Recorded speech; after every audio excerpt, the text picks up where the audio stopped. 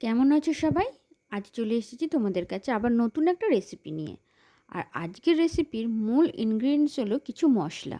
এখানে আমি নিয়েছি হাফ চামচ জিরে, 1 চামচ মৌরি, 1 চামচ ধনে, কয়েকটা গোলমরিচ, আর 4টে লবঙ্গ আর 2টো এলাচ। আর নিয়েছি 4টে কাঁচা লঙ্কা, 4টে শুকনো লঙ্কা আর একটা শুকনো কাশ্মীরি লঙ্কা। আর এই সব মশলাকে আমি বেটে নেব। তাহলে চলো রান্নাটা শুরু করা যাক। এখানে আমি কড়াইতে কিছুটা সরষের তেল নিয়ে নিয়েছি। আজকের রান্নাটা সরষের তেলেই করব।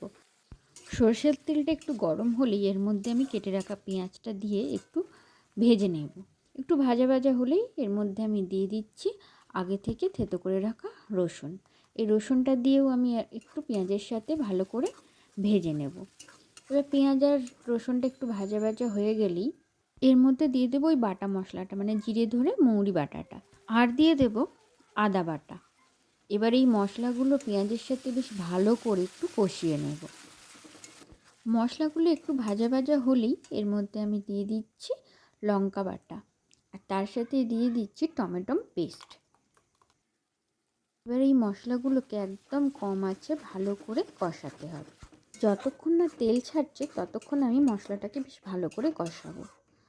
এবার এর মধ্যে একটু স্বাদ মতো নুন, হলুদ আর সামান্য চিনি দিয়ে দিচ্ছি। যে কোনো তরকারি দেখবেন একটু মশলা বেটে রান্না করলে সেই তরকারির টেস্টটাই পাল্টে যায়। কিন্তু রোজকার ব্যস্ত জীবনে আমাদের এটা আর হয়ে ওঠে না। মশলা থেকে আমার তেলটা ছেড়ে গেছে। এবার আমি এর মধ্যে চিকেনগুলো দিয়ে দিচ্ছি। চিকেনগুলোকে আমি আগেই বেশ ভালো করে ধুয়ে পরিষ্কার করে রেখে দিয়েছিলাম। এবার এই চিকেনগুলো দিয়ে মশলার সাথে বেশ ভালো করে কষিয়ে নেব। চিকেনটা দিয়ে এবার কষানোর সময় আমি গ্যাসের ফ্লেমটা মিডিয়াম করে নিয়েছি, আর 20 থেকে 30 মিনিট আমি ভালো করে চিকেনটাকে কষিয়ে নেব। মাঝে মধ্যে ছুটির দিনে এইভাবে মশলা বেটে চিকেন রান্না বা যে কোনো রান্না একটু করে দেখবেন, খুব ভালো লাগে। এই দেখুন আমার চিকেন কষানো হয়ে গেছে, মশলা থেকে তেলও ছেড়ে দিয়েছে। এবার আমি এর মধ্যে আগে থেকে ভেজে রাখা আলুগুলোকে দিয়ে দেবো। এবার আলুগুলোকে দিয়ে আমি একটু নেড়ে নেব। আজকের এই রেসিপিটা যদি আপনাদের ভালো লেগে থাকে তাহলে আমার চ্যানেলটা সাবস্ক্রাইব করে পাশের বেল আইকনটা একটু প্রেস করে দেবেন। এবার আমি এর মধ্যে মশলা ধোয়া জলটা দিয়ে একটু নেড়ে নেব। এবার আমি এর মধ্যে পরিমাণ মতো জল দিয়ে দেব। জলটা আমি আগে একটু গরম করে রেখে দিয়েছিলাম। জলটা দিয়ে ভালো করে নেড়ে এবার আমি ঝোলটাকে ফুটতে দেব। ঝোলটা ফুটে গেলে আরও 20 থেকে 30 মিনিটের মতো আমি একদম মিডিয়াম আঁচেতে মাংসটাকে সেদ্ধ হতে দেব।